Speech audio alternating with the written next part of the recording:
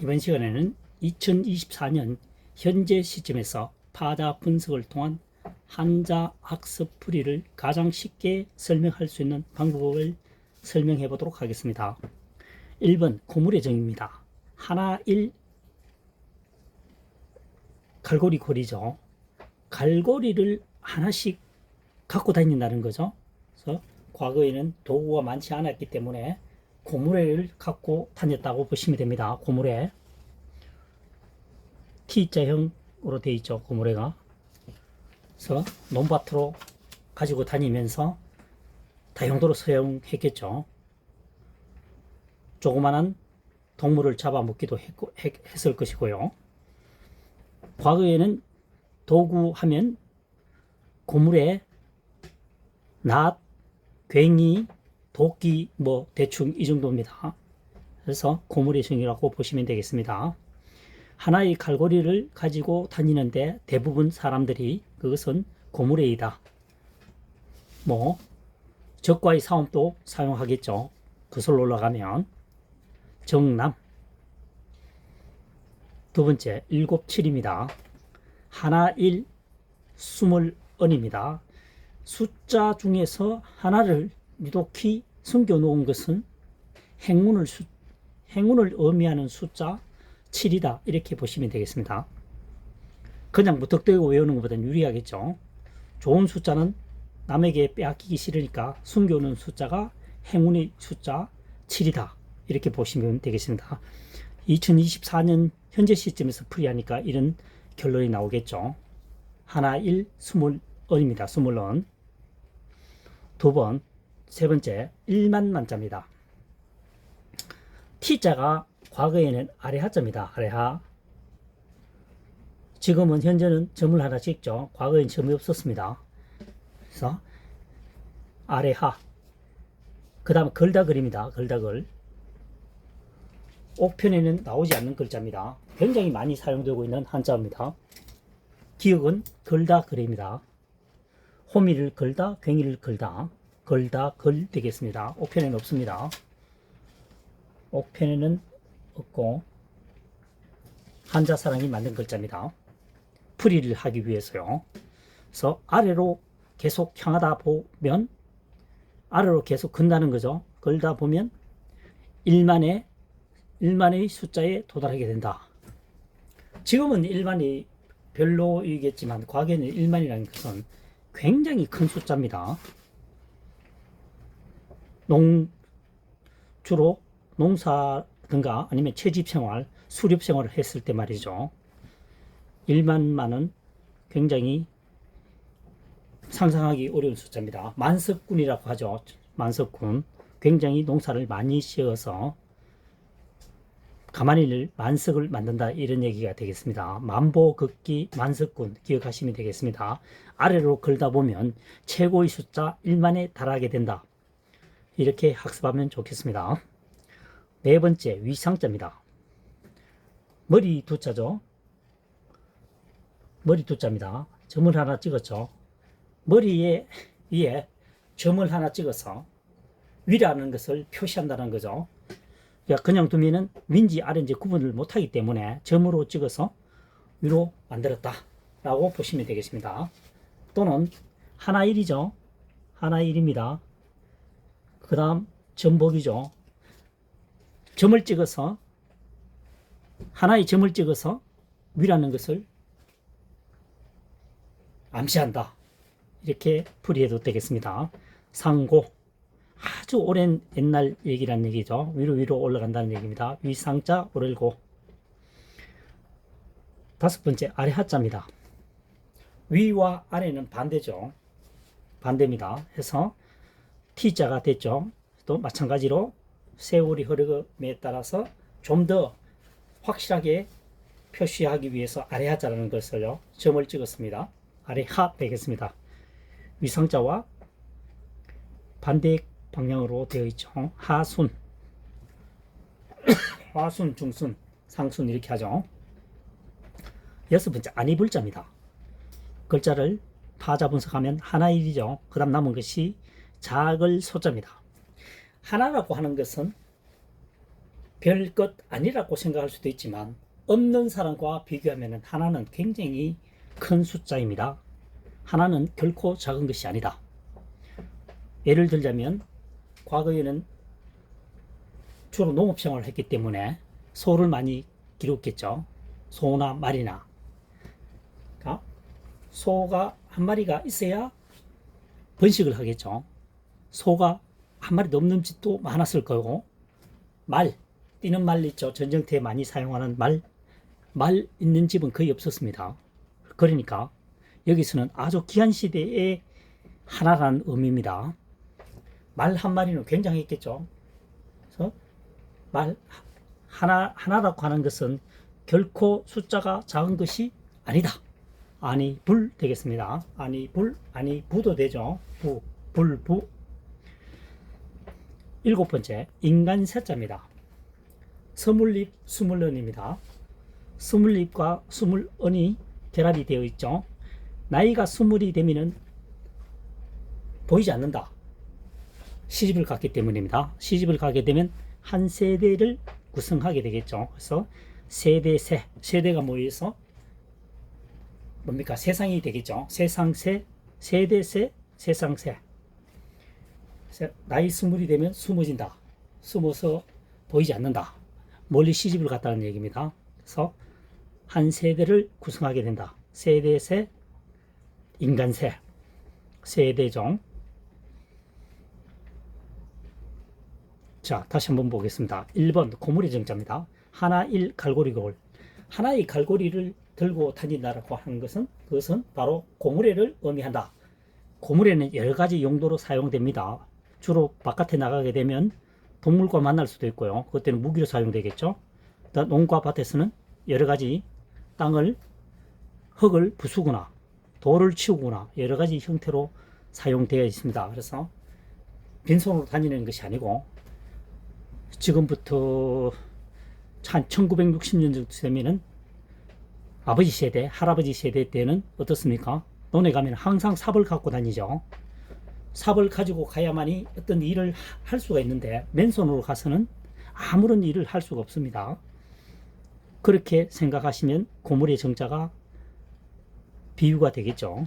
두 번째, 7입니다. 하나, 1, 20은입니다. 숫자 중에서 한 개를 숨긴다는 거죠. 그래서 행운의 숫자다. 7, 7이 되겠습니다. 칠거지약 할 때 이 7, 7을 씁니다. 그 다음 세 번째, 1만만자입니다. 아래하 걸다글이죠. 걸다글. 옥편에 나오지 않는다고 얘기했습니다. 한자 사랑이 만드는 한자어입니다. 뜻풀이를 하기 위해서 말이죠. 어떻게 됩니까? 아래에서 계속 반복을 하다 보면 걸고 또 걸면은 최고의 숫자 1만에 도달하기도 한다. 그래서 만석군, 만보걷기를 기억하고 이 한자를 연상하면 좋겠습니다. 네 번째, 위상자입니다. 머리두입니다. 머리두에 불똥주, 점주, 여기서는 점이겠죠. 머리 위에 점을 찍어서 위라는 것을 위임을 표시한다. 위상자입니다. 5번은 아래하, 위상자의 상대어죠. 반대되는 글자입니다. 그래서 머리두를 뒤집어서 아래하가 됐죠. 그래서 불똥주, 점주를 찍어서 명확하게 아래임을 표시한다는 거죠. 아래하 되겠습니다. 아니불자는 하나가 더 작은 것은 아니다. 소와 말을 비유해 보았습니다. 그 다음 7번째, 인간 세자입니다. 스물잎, 스물언이죠. 나이 스물이면 보이지 않는다. 결혼을 했기 때문에 그렇다는 얘기죠. 특히 여성분들은 그랬겠죠. 시집을 가게 되면은 한 세대를 이루게 구성을 하게 된다. 그래서 세대가 모여서 인간들이 구성되겠죠. 또는 더 나아가면은 세상이 됩니다. 그래서 인간세, 세대세, 세상세 의미가 확장이 된다고 보시면 되겠습니다.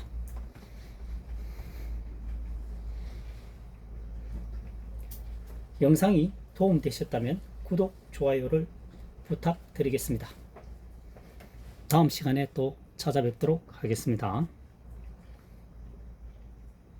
이번 시간에는 한자어를 2024년 현재 시점에서 파자 분석을 통한 한자 학습 풀이를 설명해 보도록 하겠습니다. 1번 둘 갈래아자입니다. 하나 둘. 자, 대나무가 있을 때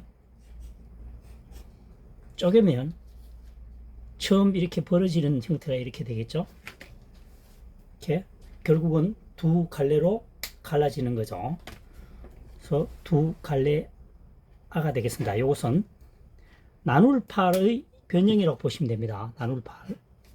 그래서 밑에 뚫을 원자와 같이 이렇게 합체가 돼서 두 갈래 아자가 되겠습니다. 두 갈래 아, 둘 갈래 아 되겠죠. 그 다음 두 번째 낫 개자입니다. 나눌 팔 뚫을 권이죠. 뚫어서 나누니까 여러 개가 되겠죠. 그래서 낱개 하나하나가 됩니다. 묶음에서 해체가 된다고 보시면 되겠습니다. 세 번째, 마늘봉, 우거질봉입니다. 석삼, 뚫을 곤입니다. 여러 번 뚫는다는 거죠. 석삼은 1, 2, 3, 3이지만 사실은 많음을 의미하고 있습니다. 많음을 내포하고 있습니다. 뜻이 1, 2, 3. 3이 많다는 뜻을 갖고 있습니다. 많이 구멍을 뚫어버리니까 많아지겠죠. 그래서 마늘봉, 우거질봉 되겠습니다. 봉용. 이때는 마늘봉, 우거질봉, 이때는 봉용할 때는 예쁠 봉자도 됩니다. 우거지니까 예쁘게 보인다는 얘기죠. 그래서 봉용은 예쁜 얼굴을 의미합니다. 네 번째, 가운데 중자입니다. 입구 뚫을 곤입니다. 입을 뚫었는데 가운데 뚫었다는 얘기죠. 그래서 뚫을 곤 가운데 중 되겠습니다. 입을 뚫었는데 가운데에 뚫었다는 얘기죠. 가운데 중, 적중하다. 다섯 번째, 꿰천입니다. 가운데 연결해서 계속 뚫는다는 얘기겠죠. 그래서 가운데 계속 같은 것을 반복하다 보면 버릇이 될 수도 있죠. 그래서 버릇관, 다음 꿰천, 그 다음 땅기름 곧도 됩니다. 간절곧 할 때 이 곧자를 씁니다. 장상곧, 간절곧 할 때 이 꿰천자를 씁니다. 버릇관. 그래서 현재는 기록되어 있는 것은 훈과 음이 세 개라는 뜻입니다. 천, 곧, 관이죠. 관동.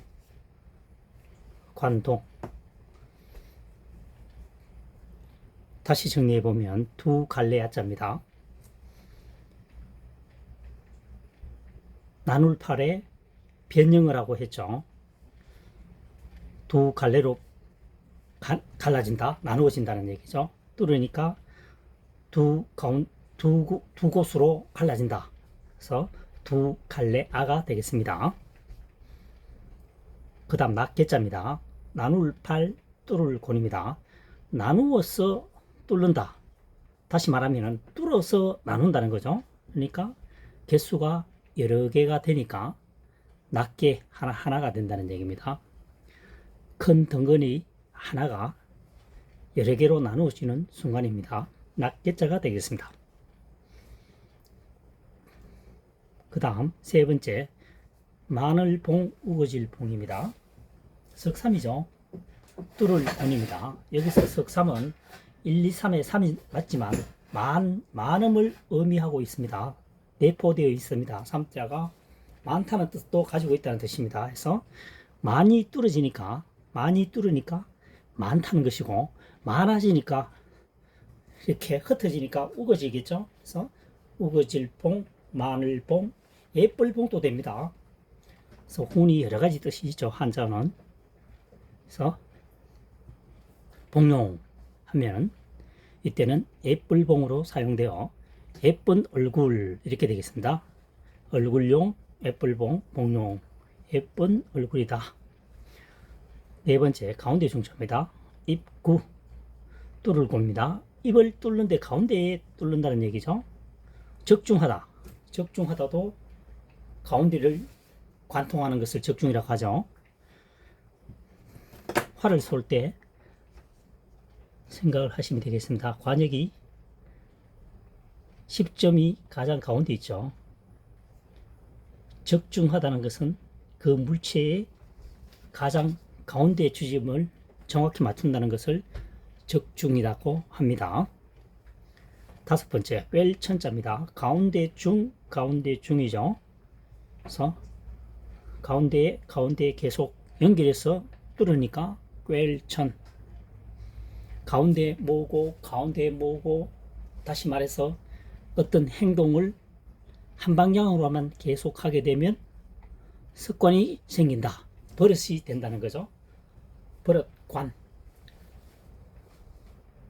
그 다음 땅 이름 곳, 간절 곳, 장산 곳 할 때 보면은 바다가 이렇게 있을 때 보면 쑥 들어가서 들어가는 부분 있죠. 이것을 곳이라고 합니다.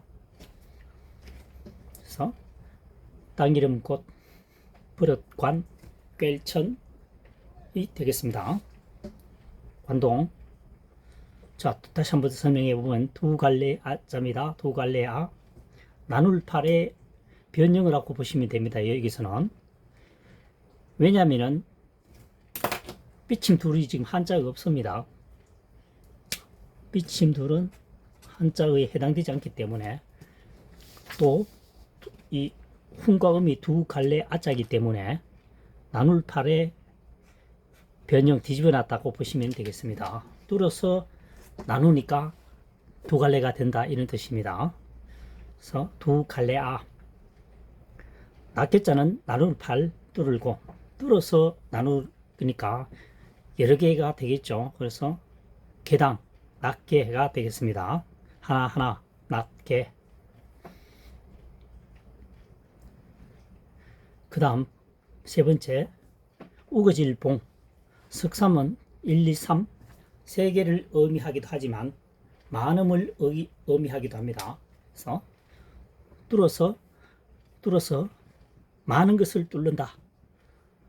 뚫으니까 계속 뚫으니까 많은 톱밥이 생긴다. 마늘봉. 많으니까 점점 우거진다. 우거질봉. 모습이 예쁘게 보일 수도 있다. 예쁠봉. 여기서는 현재는 세 가지의 훈을 설명하고 있습니다. 많다, 우거지다, 예쁘다. 그래서 봉용은 예쁠봉, 얼굴용 해서 예쁜 얼굴을 의미합니다. 네 번째 가운데 중점입니다. 입구, 뚫을 권이죠. 입의 가운데를 뚫는다는 거죠. 통상적으로 보면 구멍을 뚫을 때는 항상 가운데에 뚫는 경향이 높습니다. 왜냐하면 한쪽이 치우치게 되면은 치우친 부분이 먼저 파손될 수가 있으니까 가운데에 뚫는 것이 사용하기에도 가장 오래 사용할 수가 있겠죠. 힘도 많이 받고요. 이 얘기입니다. 가운데 뚫는다, 측면에 뚫는다. 이게 뚫으면 이 부분이 약해지겠죠. 그래서 가운데에 뚫는다는 얘기입니다. 가운데 중. 입에 입구, 입 가운데에 뚫는다. 가운데 중 되겠습니다. 꿰천, 가운데와 가운데. 그러니까 여기서는 보면 우리가 과거에 엽전, 화폐로 사용됐던 것 말이죠. 화폐로 사용됐던 것이 보면 이렇게 상평 통보 뭐 이렇게 적혀 있죠. 가운데 똑같이 구멍을 뚫어놨습니다. 이것을 동전을 끼워서 갖고 다녔죠. 하나하나 갖고 다니면 보관하기 힘드니까. 그래서 꿰천, 같은 것을 계속 반복하게 되면 버릇이 된다. 버릇관. 그 다음 간절곶, 장상곶 할 때 땅 이름 곶이 됩니다. 장상곶, 간절곶,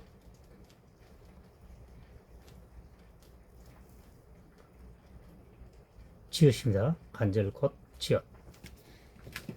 여기서는 음과 음이 세 가지로 사용되고 있습니다.